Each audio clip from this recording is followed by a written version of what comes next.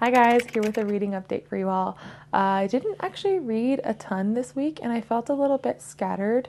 I was looking at the list of books I have to finish on my TBR, my priority TBR, not the whole TBR for April, but the main ones that I want to get to, and sort of feeling wishy-washy on what I wanted to read. So at the beginning of the week, I finally finished Parable of the Sower for my for my in-person book club, and I really enjoyed it. Although other members of my book club did not, so I'm really excited to chat with them about it. But I really liked it, and I really enjoy Octavia E. Butler's writing.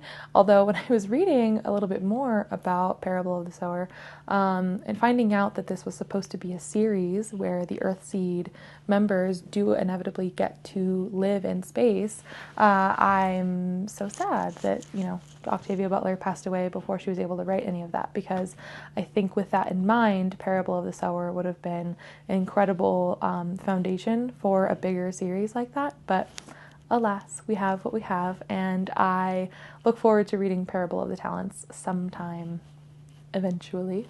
So yeah, after that, I was a little bit couldn't decide what I wanted to read, and so I looked at my physical TBR to see if there was anything that I could pick up that felt like it would be easy, because nothing was really grabbing my attention. And I read Georgie All Along. I've had this for a couple of years, but I remember it stood out to me because I was stalking some of my favorite authors on Goodreads to see books that they had not only rated highly but also written dedicated reviews for. And this one popped up on a couple of my favorite authors lists. So I saw this on Tara DeWitt's Goodreads, on Ali Hazelwood's Goodreads, which makes sense because on some versions of this book, Ali Hazelwood blurbed it, and then one or two others. So I was like, okay, well, they all liked it, and I like their writing. Let's give it a shot.